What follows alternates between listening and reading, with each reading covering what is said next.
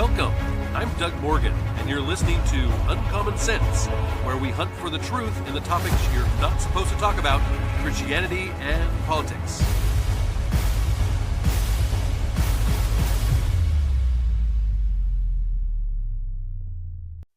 Discrimination is definitely against what the Bible teaches. And I saw the other day a lengthy expose highlighting the negative effects DEI has had on white males, in particular millennials. And it's gone mega viral on social media.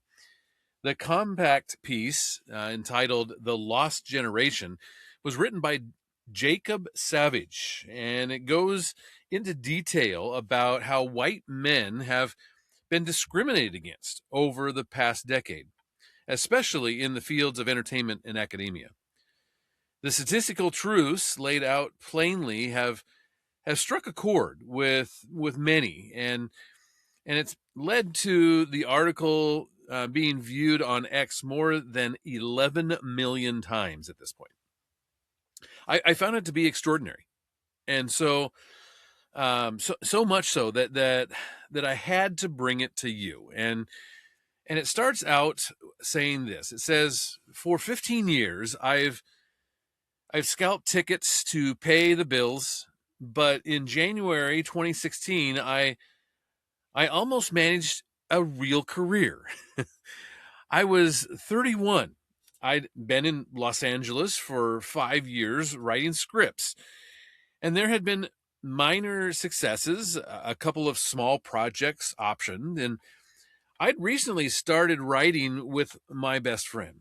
We were writing constantly, making each other better and building momentum. Success felt close. Back then, it always did. We'd written a pilot script that a veteran showrunner had agreed in a very theoretical, very Hollywood sort of way to come on to. That project had fizzled. So we were surprised when an executive emailed us kind of out of the blue to meet. The showrunner explained he'd submitted us for an upcoming writer's room that he was going to run. The executive had loved our pilot and wanted to hire us. This was it. The momentum, our side, the momentum was on our side, and the moment our careers were supposed to take off. We'd put in our time. I'd been tutoring SATs, and reselling tickets to make ends meet while I wrote, and 5 years seemed par for the course, based on the slightly older guys we knew who'd made it. But of course, by 2016, we were already too late. The showrunner emailed us back apologetically, quote, "I had initially thought I might be able to bring you guys on," he wrote.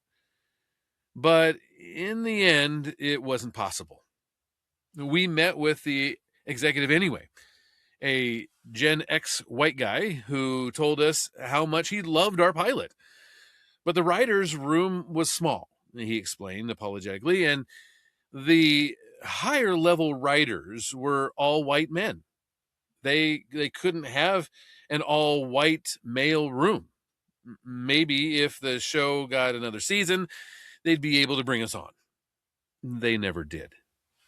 The doors seemed to close everywhere and all at once. In 2011, the year I moved to Los Angeles, white men were 48% of low-level TV writers. And by 2024, they accounted for just 11.9%. The Atlantic's editorial staff went from 53% male and 89% white in 2013 to 36% male and 66% white in 2024. White men fell from 39% of tenured track positions in the humanities at Harvard in 2014 to 18% in 2023. In retrospect, 2014 was the hinge, the year DEI became institutionalized across American life. In industry after industry, gatekeepers promised extra consideration to anyone who wasn't a white man, and then provided just that. With every announcement of promotions, there was a desire to put extra emphasis on gender or race. A former management consultant recalled all of this, saying, and when you don't fall into those groups, that message gets louder and louder and gains more and more emphasis. On the one hand, you want to celebrate people who have been at a disadvantage. On the other hand, you look and you say, wow, the world is not rooting for you. In fact, it's deliberately rooting against you. As the Trump administration takes a chainsaw to the diversity, equity, and inclusion apparatus, there's a tendency to portray DEI as a series of well-meaning but ineffectual HR modules. Quote, undoubtedly, there has been ham-fisted DEI programming that is intrusive or even alienating. This is what Kiganda Yamata Taylor, who works for the New Yorker, explained. Quote, but for the most part, it is a relatively benign practice meant to increase diversity while also sending a message that workplaces should be fair and open to everyone. This may be how Boomer and Gen X white men experience DEI. But the white male millennials, DEI wasn't a gentle rebalancing. It was a profound shift in how power and prestige were distributed. Yet, practically none of the thousands of articles and think pieces about diversity have considered the issue by cohort. This isn't a story about all white men. It's a story about white male millennials in professional America, about those who stayed and who mostly stayed quiet. The same identity a decade apart meant entirely different professional fates. If you were 40 in 2014, born in 1974, beginning their career in the late 90s, you were already established. If you were 30 in 2014, you hit the wall because the mandates to diversity didn't fall on older white men who, in many cases, still wielded enormous power. They landed on us, he said. It may be hard to remember now, but a decade ago, the prevailing critique of American journalism was that it was woefully lacking in gender and racial diversity. There had been hope that new media would be different, that the internet might bring in a wider range of voices. But by the mid-2010s, that optimism was waning. New media ventures like Vox and BuzzFeed and Politico are trying to shake up the way people get their news and entertainment online. This is what NPR reported in 2014. Quote, but critics say those newsrooms and leadership roles are overwhelmingly made up of white men, unquote. The critics were mostly right. Gawker was still 57% male and 79% white. Vice was majority male and 70% white. At 5:38, Nate Silver complained about a gender gap so severe that only 15% of applicants were from women. It was into this world that Andrew arrived in 2015. He took a job at a prominent new media organization and was put on the general assignment desk, monitoring breaking news and cranking out overnight write ups. Quote, "It was rewarding," he told me, "but if you can imagine working a full time gig, nights, weekends, and then on top of that, trying to build up a beat on the side that could eventually propel you into something sustainable, it's always difficult." He enjoyed the work and developed a beat. There was still a general optimism in the air, especially around new media. Quote, "I had very well regarded deep dives and occasionally scoops," he said.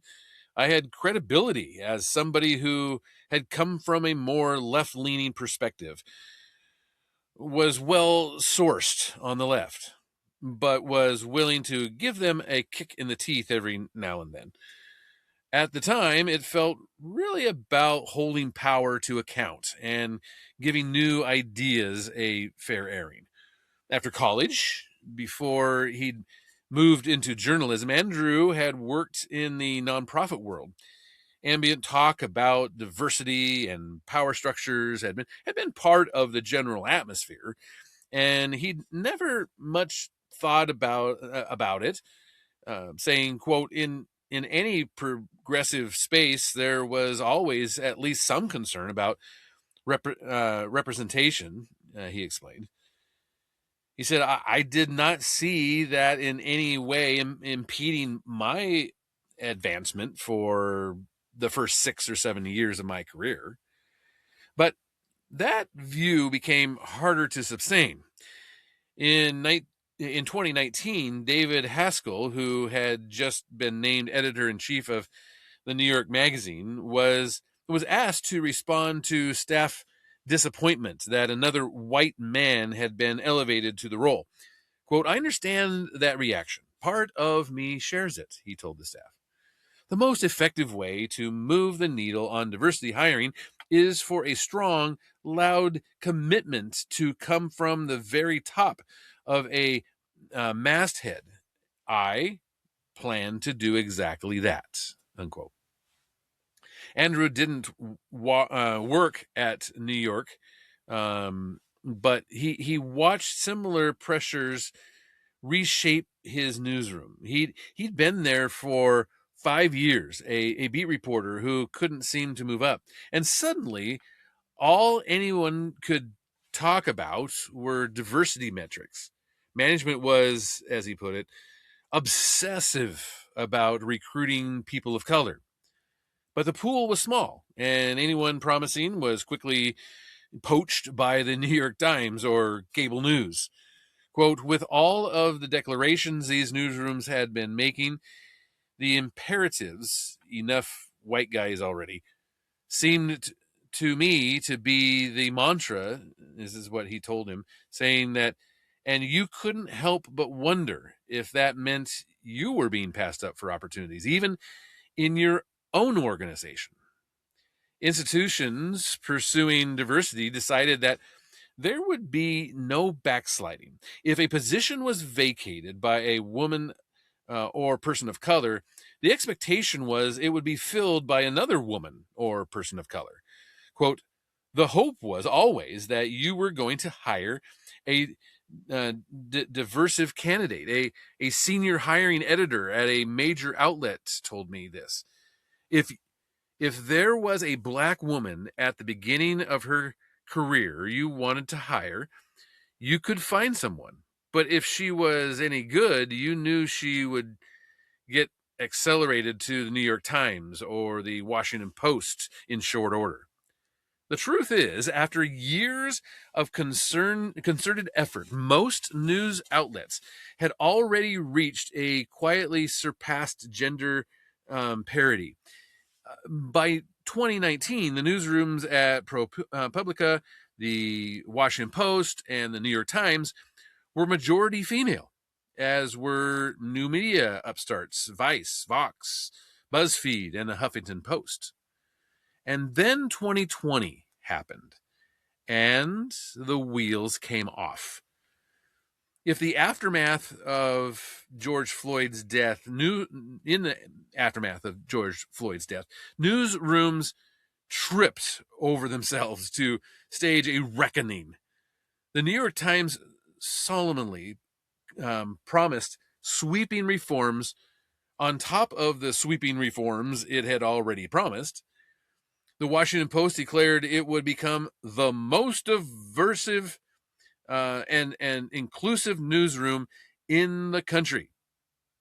CNN pledged a sustained commitment to race coverage, while Bon Appetit confessed that our masthead have been far too white for far too long, and the magazine had tokenized many BIPOC staffers and contributors. NPR went further still, declaring that diversity was nothing less than its North Star. These weren't empty slogans either. In 2021, new hires at Condé Nast were just 25% male and 49% white. At the California Times, parent company of the Los Angeles Times and the San Diego Union Tribune, they were just 39% male and 31% white. That year, ProPublica hired 66% women and 58% people of color. At NPR, 78% of the new hires were people of color. Quote, for a typical job, we'd get a couple of hundred applications, probably at least 80 from white guys. This is what the hiring editor recalled. He said it was a given that we weren't going to hire the best person. It was jarring how we would talk about excluding white guys. The pipeline hadn't changed much. White men were still nearly half the applicants, but they were now filling closer to 10% of the open positions. Suddenly, in Andrew's newsroom, everything was driven by identity. There were endless diversity trainings and a racial climate assessment at one point. Reporters were told they had to catalog a minute detail the identity characteristics of all their sources. Andrew had been instrumental in forming the union at his company and objected when negotiations shifted from severance pay to parental leave to demand racial quotas. They wanted to do like emergency hires of black people, he said. When he questioned these new priorities, the response was swift. On a Zoom call, women would clap back at something I was saying, and other women would snap their fingers in the chat window. He recalled that it was this whole subcultural language being introduced wholesale. Despite I'm desperate for advancement, he'd had the same job, the same title for nearly 6 years. Andrew looked elsewhere. Quote, I applied for positions at the Atlantic, Politico, CNN, the Washington Post, 3 different desks at the New York Times, but newsrooms were constricting, which only made the competition more intense. When scarcity set in, you start to worry about these things a little bit more, Andrew reflected. This was a business model problem that was exacerbated by the racial and gender preference problem. At the Atlantic, Andrew didn't even get an interview. Jeffrey Goldberg, the editor-in-chief, had described his hiring philosophy back in 2019, saying, quote, by opening up the possibilities of younger people, women, and people of color, by imagining their rise in a deliberate way, I've just widened the pool of potential leadership. There's no quota system here. Goldberg was candid about another less comfortable reality. Quote, it's really, really hard to write a 10,000-word cover story, he said in the same interview. There are not a lot of journalists in America who can do it. The journalists in America who do it are almost exclusively white males. With or without quotas, the Atlantic succeeded in hiring fewer of these white males. Since 2020, nearly 2/3 of Atlantic's hires have been women, along with nearly 50% people of color. In 2024, the Atlantic announced that 3/4 of editorial hires in the past year have been women and 69% people of color. The irony was, where older white men remained in charge, especially where they remained in charge, there was almost no room to move up. If you hired a team of white guys around you, you were putting a target on your back, recalled the hiring editor. At the New York Times Magazine, one of the few prestige magazines with a public masthead, Jake Silverstein, a Gen X white man, served as editor-in-chief, and Bill Wasick, another Gen X white man, served as editorial director. But of 9 millennial senior editors and story editors below them, there's just one white guy, and he's been there since 2012, effectively grandfathered in.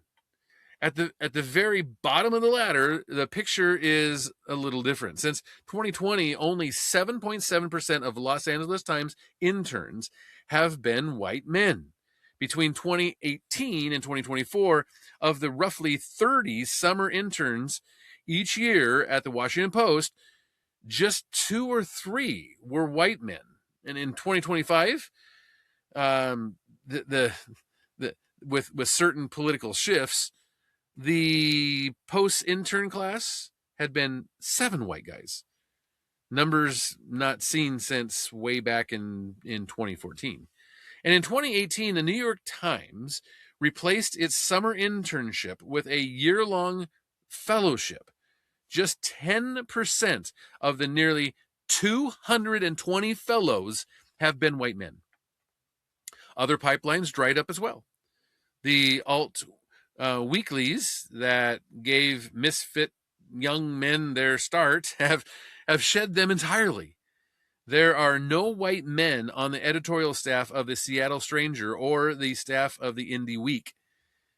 As late as 2017, there were 6 white men atop the masthead for the Portland Mercury. But 2024, there was just one, the boomer editor-in-chief.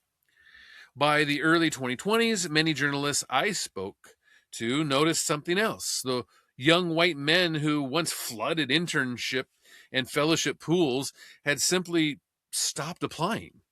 Gen Z men had absorbed the message that journalism was not for them. The femaleness is striking, a well-known Gen X reporter and incessable liberal bona fide confided in him, saying, "It's like, wow, where have the guys gone?" In less than a decade, the entire face of the industry changed. The New York Times newsroom has gone from 57% male to 78% white and 78% white in 2015 to 46% male and 66% white in 2024. Condé Nast today is just 35% male and 60% white. BuzzFeed, a media operation that had been 52% male and 75% white in 2014, was just 36% male and 52% white in 2023. But nothing explains the new media story quite like Vox, whose explainers dominated 2010's discourse and whose internal demographics capture the decade's professional shift. Back in 2013, when Ezra Klein came under fire for his startup's lack of diversity, Vox Media was 82% male and 88% white. But 2022, the company was just 37% male and 59% white. And by 2025, leadership was 73% female. The demographic shift reshaped not only who told the stories, but which stories were told. After George Floyd's death, Andrew's Lucas was assigned a piece about why you should never call the police.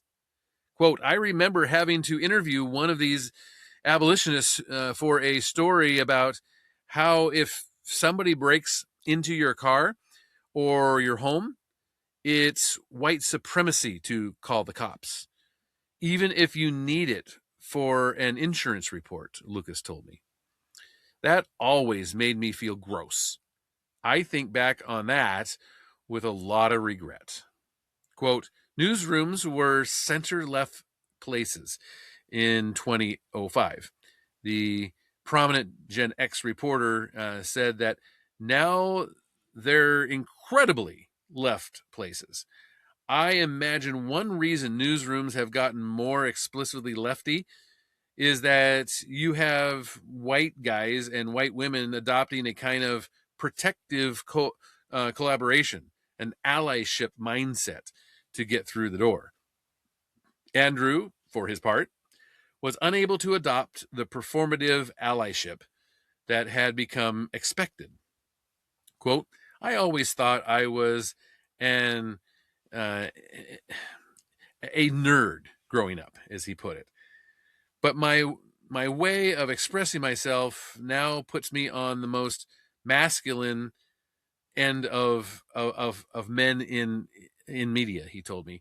I started to pick up on the fact that there wasn't much room for people who even speak in my timbre. He was recruited for a senior reporter position at a more prestigious outlet, quote, jumping through hoops every step of the way, is what he told me.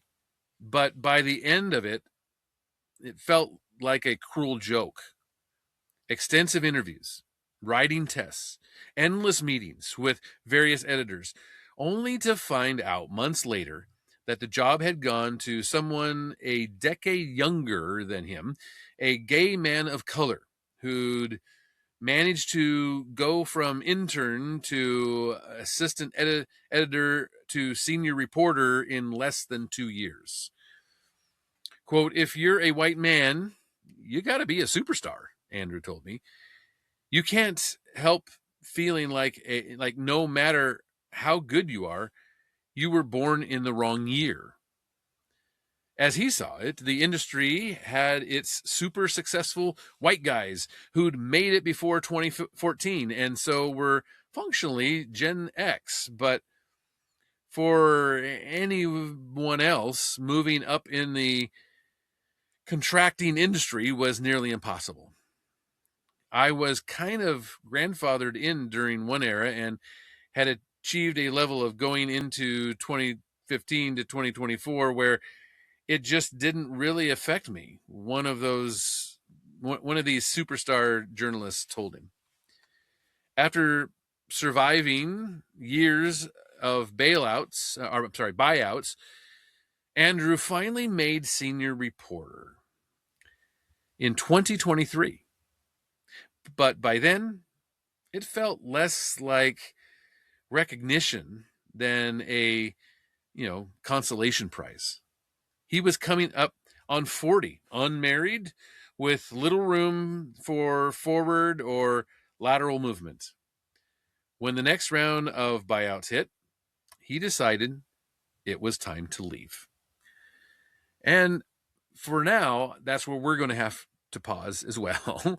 I think I want to continue with this because I think it's really important. I think it gives a real insight into industries and obviously today it was about the journalist industry. Journalism is definitely very left leaning, and we have seen a lot of things happen in that space. But I think it also shows it's not just this industry. And we're going to take a look at another one on our next podcast. So why don't you come along with me on that? We're gonna dive deeper into this article because, again, I think it is very important to do so. So join me, will you? And if you have any thoughts on it, I would love to hear from you. You can always do that at uncommonsensepodcast.com. Thank you very much for listening. This podcast is a production of Morganite Communications.